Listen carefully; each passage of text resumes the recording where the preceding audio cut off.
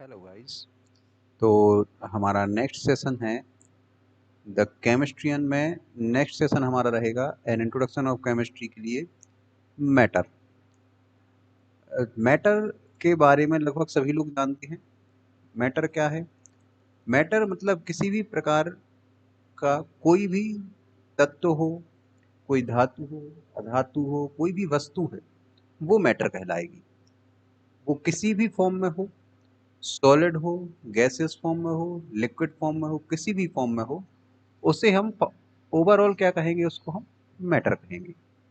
ठीक। अब मैटर की जो होती हैं कुछ स्टेट्स हैं, उनको डिफरेंशिएट किया जाएगा, उनकी कुछ क्लासिफिकेशंस हैं, वो हम इस चैप्टर में आगे पढ़ेंगे।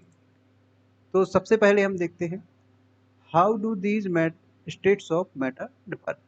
मैटर के जो स्टेट्स हैं वो अलग अलग कैसे डिफरेंट, कैसे क्या डिफर है उनमें। सबसे पहले आप देखते हो सॉलिड। तीन स्टेट होते हैं, एक सॉलिड है, दूसरा लिक्विड है, तीसरा गैस है। सॉलिड में जब मान लो हम बीच में एक सेंट्रलाइज पोजीशन पकड़ते हैं लिक्विड को, तो आपके पास कोई मैटर है जो लिक्विड फॉर्म में है, मान लीजिए वाटर। आपके पास वाटर है, लिक्विड फॉर्म में है, उसके जो अणु परमाणुओं का जो संयोजन है वो कुछ इस प्रकार से होगा। वाटर का जो एक एक अणु रहेगा उसका जो संयोजन रहेगा वो इस तरह से, उनके बीच में जो एक गैप रहेगा वो फिक्स रहेगा ओवरऑल हर अणुओं के बीच में। अब अगर उनके बीच का जो गैप है वो कम होता है, तो कम कब होगा? जब उस पर प्रेशर पड़ेगा। प्रेशर होगा जब टेम्परेचर कम करेंगे हम और उस पर प्रेशर आएगा तो वो ऑटोमेटिकली सॉलिड फॉर्म में होना शुरू हो जाएगा, क्योंकि उनके जो अणु हैं उनके बीच में गैप कम होने लगेगा।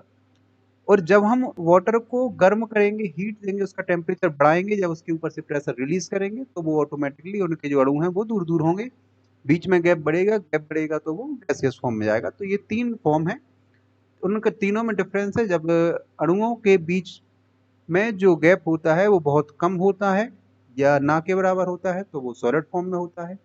जब गैप मीडियम फॉर्म में रहता है, एक निश्चित गैप रहता है, तो उसको हम लिक्विड फॉर्म बोलते हैं, और जब गैप ज़्यादा होता है तो वो गैसियस फॉर्म में चला जाता है। अब इसके बाद what are the states of matter.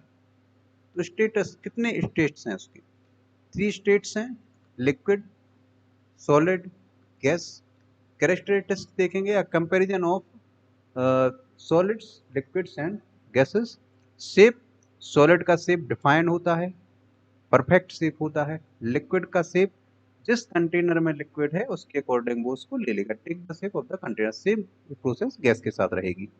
Volume में has a definite volume. Definite volume होता है, फिक्स वॉल्यूम होता है, ना कम रहता है, ना उससे घट सकता है, ना उससे ज़्यादा हो सकता है। हैज अ डेफिनेट वॉल्यूम, इसमें भी वॉल्यूम सेम होता है। लेकिन जो गैस होती है आप जिस कंटेनर में डालोगे तो ओवरऑल पूरे कंटेनर में कवर कर लेती है उसको, उसका वॉल्यूम फिक्स नहीं होता है। अरेंजमेंट ऑफ पार्टिकल्स फिक्स्ड है सॉलिड में, और वेरी क्लोज होता है, मतलब गैप बहुत कम होता है पार्टिकल्स के बीच में।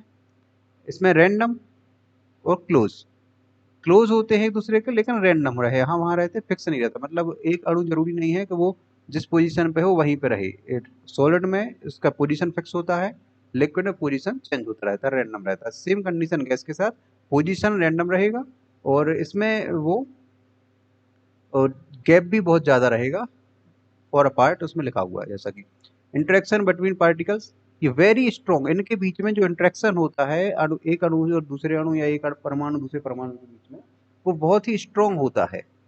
लिक्विड में स्ट्रॉन्ग होता है, मतलब सॉलिड की अपेक्षा कम, और एसेंशियली नन, गैस में बिल्कुल नहीं होता है। मूवमेंट ऑफ पार्टिकल्स, सॉलिड में जो पार्टिकल्स होते हैं वो बहुत स्लो, या बोला जाए तो बिल्कुल ना के बराबर। लिक्विड में मॉडरेट, गैस में बहुत ज़्यादा फास्ट मूव करते हैं। एग्जाम्पल में आइस, सॉल्ट, आयरन सॉलिड के एग्जाम्पल्स हैं। वाटर, ऑयल, विनेगर ये लिक्विड के एग्जाम्पल हैं। वाटर वेपर हो गया, हीलियम, एयर, ये सारी चीज़ें गैसेस के एग्जाम्पल आपके हो जाएंगे। नेक्स्ट आएंगे हम, how do amorphous and crystalline solid differ. Amorphous और क्रिस्टलाइन सॉलिड डिफर कैसे होते हैं? Crystalline solid silicon network solid, aluminium metallic solid, NaCl crystalline iron. Silicon जो है वो नेटवर्क सॉलिड है, इसमें एक अणु दूसरे अणु से मिलके उनकी एक स्ट्रक्चर होता है, उसके हिसाब से ये जुड़े हुए होते हैं। एल्यूमिनियम और मेटेलिक सॉलिड में वो फिक्स रहते हैं एक दूसरे, वो कहीं भी यहाँ वहाँ प्रेशराइज होने के बाद भी उनका पोजीशन चेंज नहीं होता है। और NaCl जो क्रिस्टलाइन सॉलिड है, ये हमेशा आयोनिक सॉलिड जो होते हैं वो क्रिस्टलाइन सॉलिड कहलाते हैं। जी, नेक्स्ट आएंगे हम, हाउ इज मैटर क्लासिफाइड। तो मैटर को क्लासिफाई कैसे किया गया है? मैटर को दो फॉर्म में क्लासिफाई किया गया था, एक प्योर सब्सटेंस, दूसरा रहेगा मिक्सचर। एक प्योर रहेगा, दूसरा रहेगा मिक्सचर। प्योर में दो चीजें आएंगी, एक एलिमेंट आएगा, दूसरा कंपाउंड आएगा। एलिमेंट और एलिमेंट मिलकर एक कंपाउंड बनाते हैं, तो वो कंपाउंड जैसे मान लो वाटर हो गया। मिक्सचर में दो प्रकार से आएंगे, एक होमोजीनियस और एक हेट्रोजीनियस। अब हम इसको थोड़ा सा डिस्क्राइब करेंगे आगे। तो जैसे एलिमेंट है, तो एलिमेंट जो जिसके अणु एक ही प्रकार के होते हैं, अणु एक है, उसमें जो परमाणु उपस्थित हैं वो भी एक ही प्रकार के हैं, तो ये एलिमेंट जो रहेगा वो बिल्कुल प्योर एलिमेंट रहेगा। ठीक, मतलब जैसे कॉपर है तो उसके जितने परमाणु हैं वो सारे कॉपर के हैं, अणु है तो वो भी कॉपर का है, उसमें कोई दूसरे धातु या कोई भी चीज में मिक्स नहीं है। कंपाउंड में क्या होता है, जैसे वाटर है तो अणु तो एक जैसे होते हैं लेकिन परमाणु एक जैसे नहीं होते। मतलब वाटर के एक अणु में दो प्रकार के परमाणु होते हैं, जैसे एक अपना हाइड्रोजन हो गया, एक ऑक्सीजन हो गया, तो ये अलग अलग रहेंगे। मतलब परमाणु में डिफरेंस रहेगा लेकिन अणु सारे एक जैसे। वाटर का अणु जो है वो हमेशा H2 ही रहेगा उसमें। अब होमोजेनियस और हेट्रोजेनियस, होमोजेनियस में क्या है, ब्रॉस, जैसे कॉपर एंड जिंक। तो होमोजेनियस वो है जब आपने एक दूसरे को मिलाया और वो कंप्लीटली मिल गए, उसको मिक्सचर को देखने के बाद आप उसको अलग अलग नहीं कर सकते नॉर्मली। तो ये क्या है आपका, होमोजीनियस है। जैसे ब्रोस बना तो कॉपर और जिंक से मिलके ब्रोस बना है, तो ब्रोस में आप कॉपर और जिंक को ऐसे नॉर्मली अलग नहीं कर सकते तोड़ के उसको। क्लियर। हेट्रोजेनियस में आप जनरली उसको अलग कर सकते हैं, जैसे वाटर और कॉपर का मिक्सचर हो गया, वाटर में उन्होंने कॉपर डाल दिया, आपने कॉपर को निकाल के अलग कर दिया, ये आप जनरली अलग कर सकते हो। तो इस टाइप का मिक्सचर जो होता है जो हेट्रोजेनियस होता है।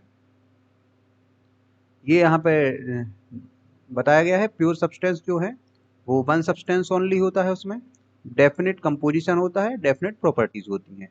मिक्सचर में टू और मोर सब्सटेंस होते हैं, वेरिएबल कंपोजिशंस होते हैं, where property depends on composition, composition पे प्रॉपर्टी डिपेंड करती है। नेक्स्ट चलेंगे आगे, हाउ इज मैटर क्लासिफाइड। तो ये हमने पढ़ दिया इसमें। अब इसमें इसी चीज को थोड़ा सा और डिफाइन किया गया, one type of substance definite composition can not be separated by physical process. Physical process से आप इसको सेपरेट नहीं कर सकते। Element can not be separated into similar substance, similar substance में इसको आप अलग अलग नहीं कर सकते। By chemical means can be separated into similar substances by chemical, chemical equation के द्वारा आप इनको सेपरेट कर सकते हो। जैसे सॉल्ट है NaCl, तो आप Na को अलग और Cl को अलग, लेकिन केमिकल इक्वेशन के थ्रू, ऐसे नॉर्मली नहीं होगा, ये केमिकल रिएक्शन होंगे उसके बाद होगा। मिक्सचर में टू और more types of substance, variable composition can be separated by physical process. Homogeneous में यूनिफॉर्म पोजीशन रहेगी, कंपोजिशन जो रहेगा वो यूनिफॉर्म रहेगा, एक जैसा, हर जगह आप जहां भी देखोगे आपको एक जैसा दिखाई देगा, जैसे सॉल्ट एंड वाटर का मिक्सचर है। हेट्रोजेनियस में जैसे पिज्जा है, वाटर एंड सैंड है, ये आपको नॉन यूनिफॉर्म पोजीशन में रहेंगे। व्हाट इज एलिमेंट, अब हम पढ़ेंगे एलिमेंट क्या है। हिंदी में बोलते हैं हम जैसे तत्व। Can not be separated chemically into simpler substance, simpler, इससे और सिंपलर सब्सटेंस कुछ होता ही नहीं।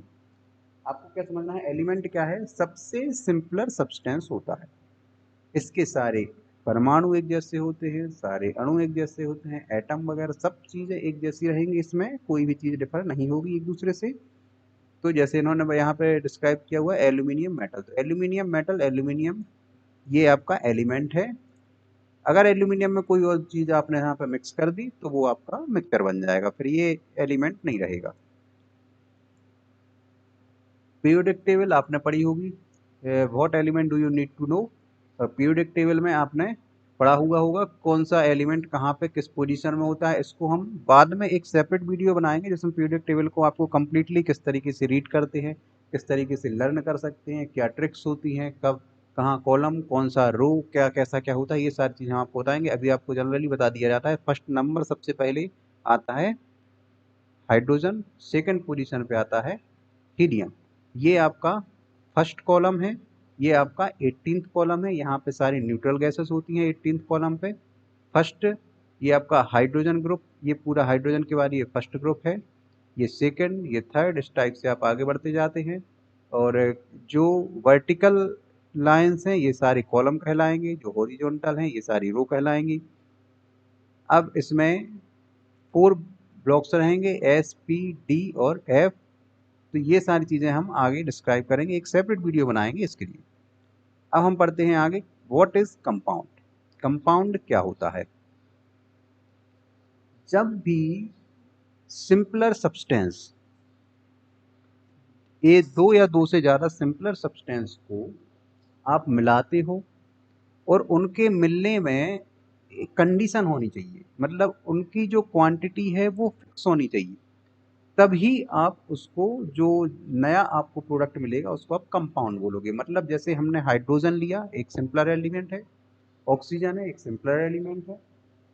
हाइड्रोजन के 2 पार्ट और ऑक्सीजन का सिंगल पार्ट, हमने ये दो चीज़ों को मिक्स किया, कुछ केमिकल रिएक्शंस होंगे, उसके बाद हमें वाटर का एक सिंगल एटम मिला H2O। ठीक, इसको हम बोलेंगे कंपाउंड। ये क्या है? आपका कंपाउंड है। आपने कुछ भी मिला दिया तो उसको कंपाउंड नहीं बोलेंगे, वो मिक्सचर कहलाएगा। तो कंपाउंड क्या होता है?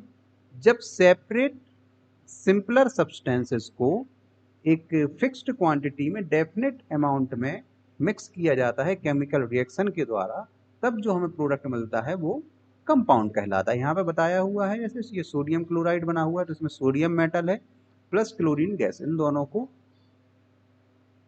केमिकल रिएक्ट कराया गया है, उसके बाद आपको सोडियम क्लोराइड मिला हुआ है। नेक्स्ट है, what technique can be used to separate mixtures. तो मिक्सचर्स को सेपरेट, अच्छा मिक्सचर क्या होते हैं ये भी आप समझ लो थोड़ा सा। मिक्सचर क्या होते हैं? जब आपने एक definite compound, sorry definite amount में आपने जब सिंपलर सब्सटेंसेस को लिया था और उनको केमिकल रिएक्ट करा के उसको आपने एक नया प्रोडक्ट बनाया, वो कंपाउंड था। अब जब डेफिनेट अमाउंट नहीं होगा, कोई भी सब्सटेंस हो, जरूरी नहीं है सिंपलर ही हो, जब आपने उनको मिलाया कैसे भी करके, फिजिकल केमिकल कैसे भी करके उनको आपने मिला दिया और फिर लास्ट में आपको जो एक नया प्रोडक्ट मिला, वो आप उसको आप क्या बोलोगे? मिक्सचर बोलोगे। मिक्सचर ये आपको दिया हुआ है, ये फिजिकल मेथड ऑफ सेपरेशन ये है। जैसे यहाँ पे ये कुछ इन्होंने बनाया हुआ है, वाटर एंड ये नूडल्स हैं, तो आप देख सकते हो ये फिजिकल मेथड ऑफ सेपरेशन। तो इसका सेपरेट करने की मेथड क्या होती है? इन्होंने वाटर को अलग कर दिया, नूडल्स अलग हो गए। सेम कंडीशन यहाँ पे कुछ इन्होंने, जैसे लोहे के कुछ पार्टिकल्स हैं, आयरन पार्टिकल्स हैं, और रेत में मिला दिए और फिर उसको मैग्नेट के द्वारा अलग कर सकते हैं। ये फिल्ट्रेशन प्रोसेस है। यहाँ पे क्रोमेटोग्राफी, क्रोमेटोग्राफी में क्या होता है? एक वो पेपर होता है, पेपर को डाल देते हैं तो उसमें वो, जो हम इसको डिटेल में आगे डिस्क्राइब इसके लिए करेंगे अलग से, ये सेपरेट सेपरेट हम इनके बारे में अलग से पढ़ेंगे। अब classification of matter, classify an egg as an, एक एक क्या है? कंपाउंड है, एलिमेंट है, हेट्रोजीनियस मिक्सचर है, होमोजीनियस मिक्सचर है। बताइए क्या है? तो ये हेट्रोजीनियस मिक्सचर कहलाएगा। एग को जब भी आप फोड़ते हो तो उसको आप देखते हो अंदर वो मिक्सअप नहीं होता, अलग अलग सेपरेट होता है, उसको आप देख सकते हो अलग अलग, आप जनरली उसको सेपरेट कर सकते हो फिजिकल प्रोसेस के द्वारा, उसमें आपको कोई केमिकल प्रोसेस नहीं करनी पड़ती है। Classify copper wire as an, copper wire क्या कहलाएगा? आपका एक एलिमेंट कहलाएगा, क्योंकि ये सिमिलर सब्सटेंस है, सिंपलर सब्सटेंस है कॉपर, और प्योर कॉपर से ये वायर बनता है, तो इसको आप क्या बोलोगे? एलिमेंट बोलोगे। आज के लिए इतना ही। इसके बाद कल हम पढ़ेंगे नेक्स्ट टॉपिक। और अच्छी जानकारी के लिए, अधिक जानकारी के लिए हमारे चैनल द केमिस्ट्रियन को सब्सक्राइब करें। Thank you.